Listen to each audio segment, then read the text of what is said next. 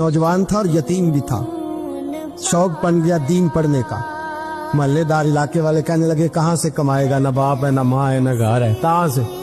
हजरत रूमी कहते हैं नौजवान ने जंगल में झोंपड़ी लगा ली। वहां वो सुबह मदरसे जाता, शाम को जंगल में रहता, वहां अल्लाह अल्लाह करता, सबक याद करता। एक दिन बादशाह की बेटी रास्ता भूल गई, जंगल में आई सहेलियों के साथ, बॉडीगार्ड भी साथ थे पर रास्ता भूल गई।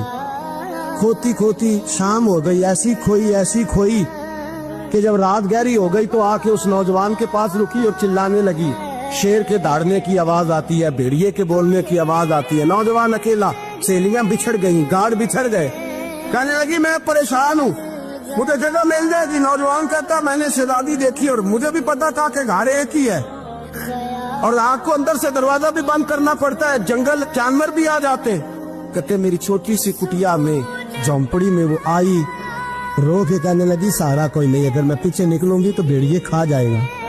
कहते मैंने उसे जगह दे दी। अकेली औरत, चिराग जल रहा है, सबक याद कर रहा हूँ। मेरे नबी पाक ने फरमाया जहाँ मर्द औरत अकेले हो तीसरा शैतान होता है। और शहजादी, वो बच्चा कहता है सबक याद करता रहा सारी रात। वो बच्ची को कहा सो जा, पर वो कहती है नींद मुझे भी कहाँ आई। ऐसे मौकों पर नींद, सारी रात सबक याद करता। थोड़ी थोड़ी देर के बाद चिराग जलता तो उस पर उंगली रखता, हाथ जलता तो पीछे खींच ले, फिर दूसरी उंगली रखता। थोड़ी देर के बाद जलता तो खींच ले, हाथ सारा जल गया।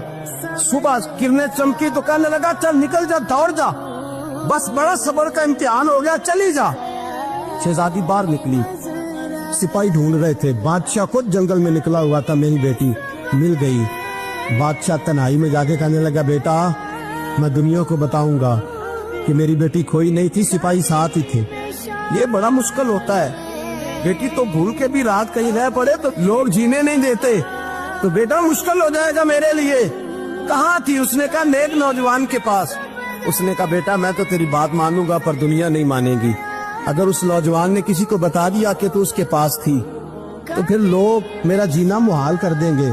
बेटा मैं मर जाऊंगा, मेरी मजबूरी ये है कि वो कहीं राज ना उगल दे वो नौजवान, उसे कत्ल करना पड़ेगा।